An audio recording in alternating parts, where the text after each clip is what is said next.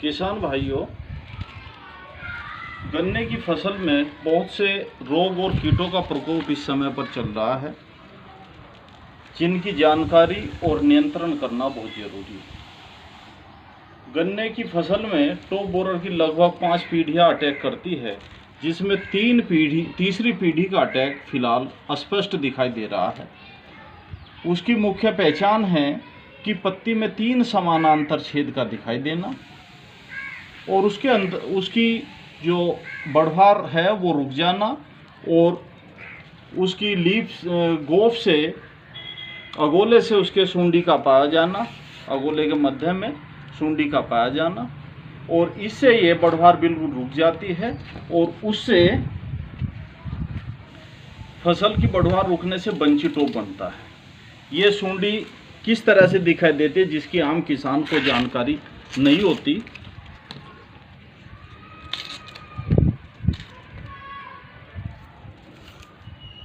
ये इस तरह से ये सूंडी यहाँ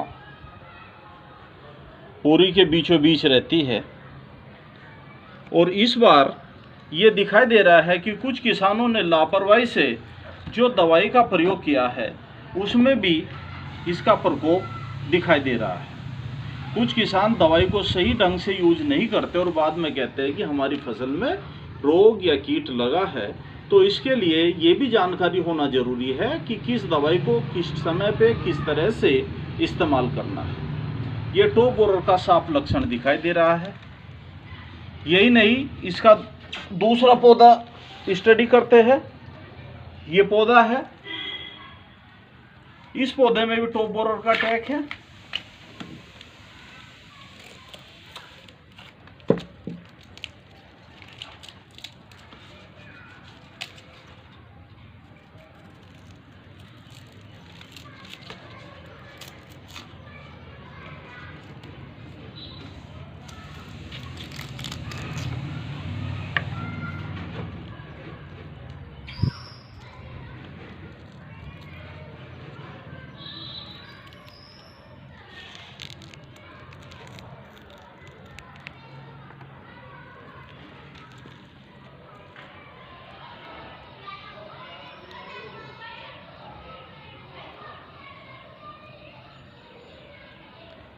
इसमें सूंडी ये दिखाई दे रही है,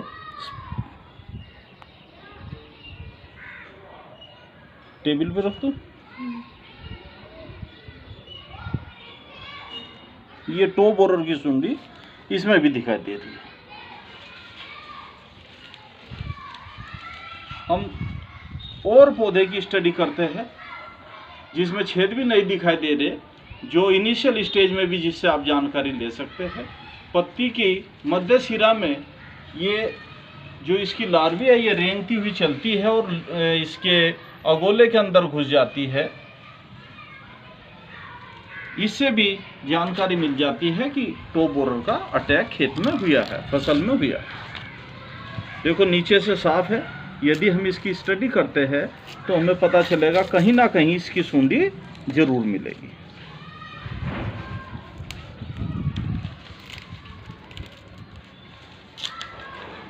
ये इसमें इस तरह से छेद मिलते हैं। जब ये पत्ती बाहर खुलती है तो एक 3 समानांतर छेद पत्ती में स्पष्ट दिखाई देते हैं।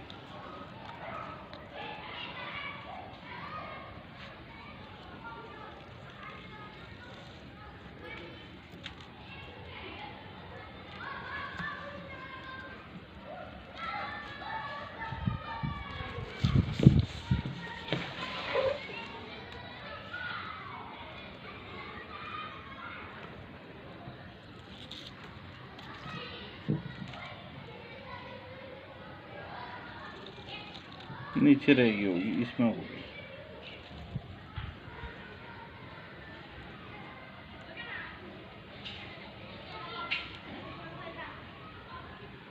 बहुत ही महीन संरचना है। ये देखो, ये इस तरह से ये पत्ती के बीच में और जिंदा है, मूवमेंट भी कर रही है।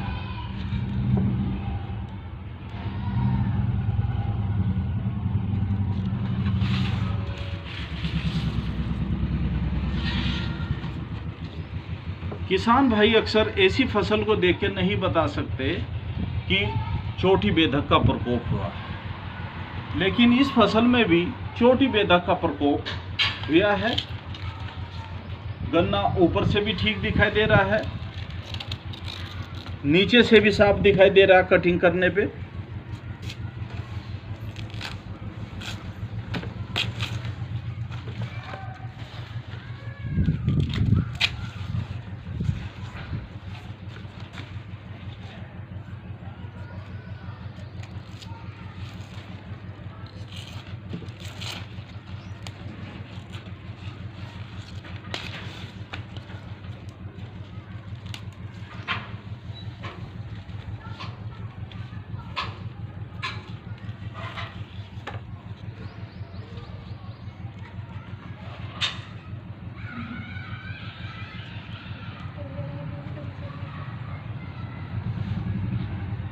देखो ये इसकी लार्वी है और कितनी महीन संरचना है इसकी। ये देखो, ये इसमें ये है, नाइफ के आगे ये है।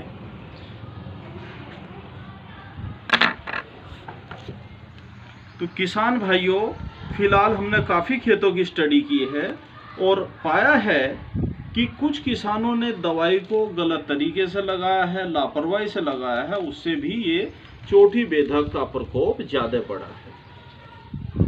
इसकी रोकथाम करने के लिए 150 ml कोराजन को 400 लीटर पानी में घोल बना के, यानी 27 मग या 150 ml कोराजन को 27 मग या 27 गिलास पानी में घोल बना के, और एक नैपसैक स्प्रेयर जो पीठ वाली टंकी है वो 15 लीटर कैपेसिटी की होती है, 15 लीटर उसमें पानी भरो, एक गिलास या 1 मग जो घोल बनाया है वो उसमें मिला दो और उसे अच्छी तरह से हिला लो और गोल नोजिल मोटी धार से ड्रेंचिंग करे लाइन लाइन, और तुरंत सिंचाई कर दे। सिंचाई करने में कतई भी विलंब ना करे, 24 घंटे के अंदर अंदर हमें सिंचाई करनी अवश्य है, तभी हम फसल को बचा सकते हैं।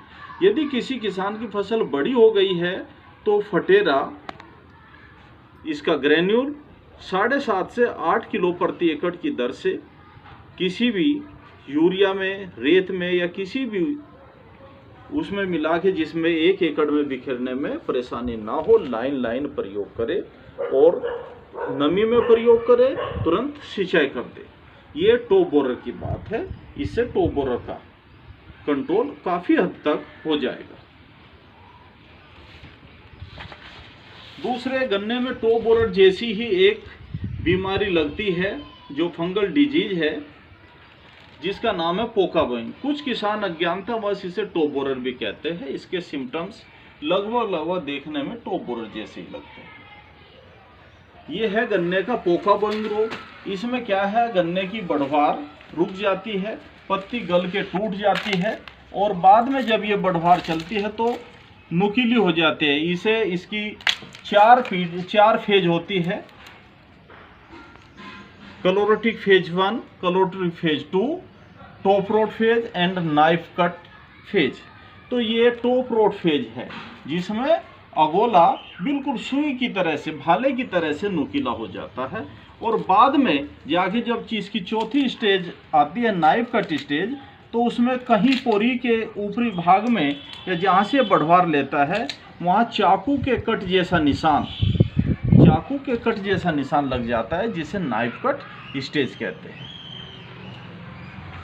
इसी तरह से ये पौधा है, इसमें भी पोका बॉइंग का ही प्रकोप है। तो इसकी रोकथाम के लिए 2-3 फंजीसाइड है, चाहे तो कार्बेंडाजिम 100 ग्राम दवाई प्लस 100 लीटर पानी, यानी 1 एकड़ में 200 ग्राम दवाई को 200 लीटर पानी में घोल करके स्प्रे कर सकते हैं, या कॉपर ऑक्सीक्लोराइड 400 ग्राम दवाई को 200 लीटर पानी में घोल बना करके फसल पे स्प्रे कर दे।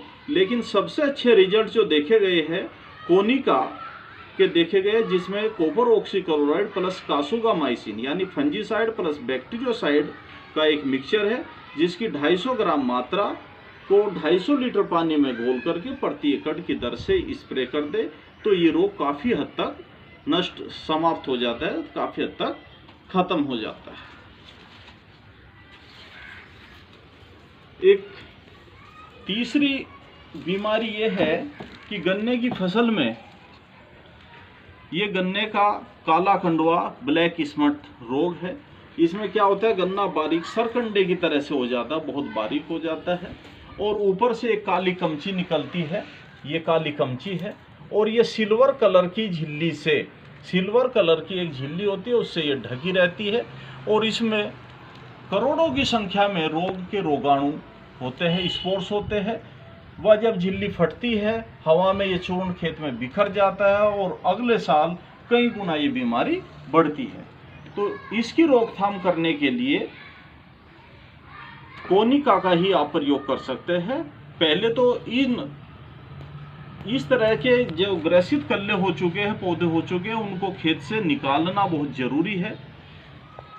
तो इनको निकालने के लिए प्लास्टिक का एक बैग ले ले, उसको ऊपर से कवर करे और नीचे से पकड़ के उन्हें जड़ से उखाड़ दे और जहां गन्ना ना हो ऐसी जगह ले जाके उन्हें जलाकर नष्ट कर दे। बाकी कोनिका 250 ग्राम दवाई को 250 लीटर पानी में घोल के आप स्प्रे कर सकते हैं, या दूसरी दवाई ट्रोपिकोनाजोल को भी आप 200 ग्राम दवाई को 200 लीटर पानी में घोल के आप प्रयोग कर सकते हैं।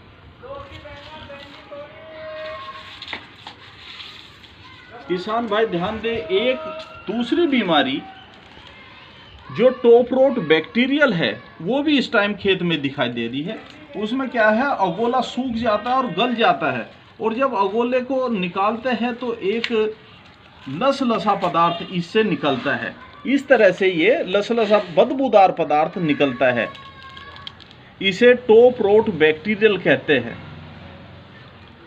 इसकी रोकथाम के लिए बैक्टीरियोसाइड का प्रयोग करना चाहिए, जिसके लिए स्ट्रेप्टोसाइक्लिन 10 ग्राम दवाई को 100 लीटर पानी में, यानी 1 एकड़ क्षेत्रफल में 1 एकड़ फसल में स्प्रे करने के लिए 20 ग्राम दवाई को 200 लीटर पानी में घोल के प्रयोग करें। स्ट्रेप्टोसाइक्लिन 20 ग्राम दवाई प्लस 200 लीटर पानी में घोल करके प्रयोग करें। इससे टॉप रोट बैक्टीरियल समाप्त हो जाता है। इस लसलसे पदार्थ को सूंघने से बहुत बदबू आती है, ये लपसी की तरह से ये इस तरह से इकट्ठा हो जाता है।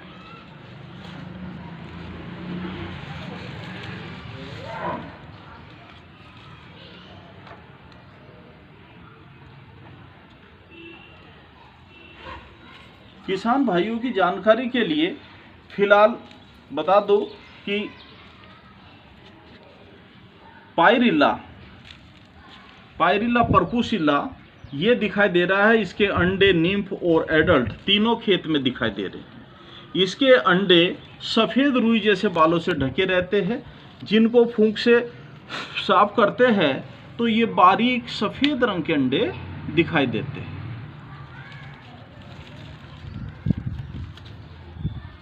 ये लो, ये भी लो। इस तरह से इस पायरिल्ला के होस्ट प्लांट है गन्ना, मक्का, ज्वार, बाजरा, ग्रेमिनी कुल के जो आजकल फसल रहती है उन सब पे ये अटैक करता है। इस कीट को बड़ी फसल में और इतने बड़े स्तर से ये लगती है, इतनी बड़ी संख्या में लगती है कि दवाई से कंट्रोल करना बड़ा मुश्किल है। लेकिन यदि इसका ये पैरासाइट एपिरिकेनिया मेलानुलुका जो निम्फ और एडल्ट पैरासाइट है, ये इसको काफ़ी हद तक कंट्रोल कर देता है। यदि ये दिखाई दे रहा है तो किसी दवाई का प्रयोग ना करें, ये इसको खुद कंट्रोल कर देता है। ये इसका नेचुरल पैरासाइट है। यदि खेत में या फसल में पैरासाइट कम दिखाई दे रहा है तो उसमें सिंचाई करके नमी बनाए रखें, ताकि नमी में ये पैरासाइट अधिक बढ़ता है और पायरिल्ला को काफ़ी हद तक कंट्रोल करने में मदद करता है। तो ये नेचुरल पैरासाइट है, किसानों का मित्र है और पायरिल्ला को कंट्रोल करने में आज तक कोई दवाई भी कारगर सिद्ध नहीं हुई है जितना इसका पैरासाइट सिद्ध हुआ है। ये छोटी सी जानकारी इस समय पे किसान भाइयों के लिए दी गई है। किसान भाई ध्यान रखें, अपनी फसल को कीट और रोगों से बचाए और अपने फसल से अच्छी पैदावार प्राप्त करें। धन्यवाद।